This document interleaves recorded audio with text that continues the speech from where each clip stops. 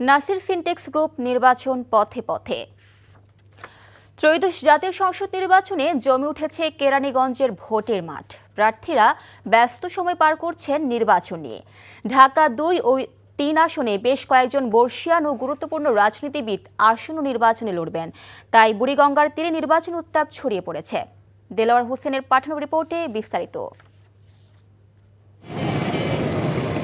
বুড়িগঙ্গা নদীর তীর ঘেঁষে গড়ে ওঠা কেরানীগঞ্জ উপজেলা। এই উপজেলায় সংসদীয় আসন রয়েছে ২টি। কেরানীগঞ্জের ১২টি ইউনিয়ন ও সাভারের ২টি ইউনিয়ন নিয়ে ঢাকা ২ ও ঢাকা ৩ আসন। ঢাকা ২ আসনে মোট ভোটার সংখ্যা ৪,১৫,৩৪১ জন। ঢাকা ৩ আসনে মোট ভোটার ৩,৫৯,৬১৮ জন। গুরুত্বপূর্ণ রাজনৈতিক ব্যক্তিরা এই এলাকায় প্রার্থী হয়েছেন। তাই ঢাকা ২ ও ঢাকা ৩ আসনের নির্বাচন নিয়ে চলছে এখন নানা হিসেব নিকেশ। ঢাকা ২ আসনে বিএনপির প্রার্থী হয়েছেন দলের উপদেষ্টা মণ্ডলীর সদস্য ও সাবেক মন্ত্রী আমানুল্লাহ আমান।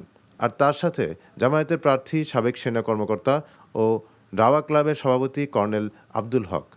জনগণের বিভিন্ন ক্রান্তিকালে, দেশের বিভিন্ন ক্রান্তিকালে বিএনপি জনগণের পাশে দাঁড়িয়েছিল।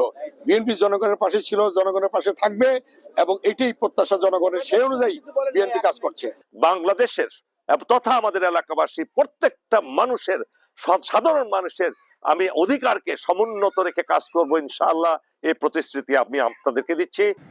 অপরদিকে ঢাকা ৩ আসনে মোট প্রার্থী আছেন ৯ জন।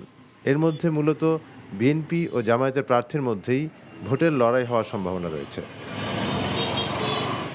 ঢাকা ৩ আসনে বিএনপির প্রার্থী দলের স্থায়ী কমিটির সদস্য গয়েশ্বরচন্দ্র রায়। তার সাথে প্রার্থী হয়েছেন বাংলাদেশ জামায়াত ইসলামের ঢাকা জেলা নায়েবে আমির অধ্যক্ষ শাহিনুর ইসলাম।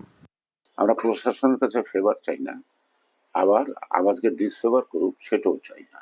আমরা চাই জনগণ যাতে নির্বিঘ্নে ভোট দিতে পারে, তাদের পূর্ণ নিরাপত্তার ব্যবস্থা করবে। আমরা নির্বাচন কমিশনকে দৃষ্টি আকর্ষণ করতে চাই এই ধরনের সুষ্ঠু নির্বাচনের পরিবেশ যাতে কোনোভাবেই কেউ ক্ষুণ্ণ করতে না পারে। এলাকার সাধারণ ভোটাররা মনে করছেন ঢাকা ২ ও ঢাকা ৩ আসনে মূলত বিএনপি ও জামায়াতের প্রার্থীদের মাঝেই নির্বাচনী লড়াই হবে। সন্ত্রাস, চাঁদাবাজি এইসব যাতে না হয়, আমার ভোটে আমি দিতে পারি, আমার ব্যবসা প্রতিষ্ঠান যাতে সুন্দর করে চালাতে পারি। যেভাবে নির্বাচন হোক, নির্বাচন সুষ্ঠুভাবে যাতে হয়, যাতে আমরা সঠিকভাবে ভোট দিতে পারি। অতীতের মতো ভোটের পরিবেশ নয়, এবার শান্তিপূর্ণ পরিবেশে নির্বিঘ্নে ভোট দিতে ভোটাররা ভোট কেন্দ্রের সুষ্ঠু পরিবেশ রক্ষায় আইনশৃঙ্খলা বাহিনীর সার্বিক সহায়তা কামনা করেছেন।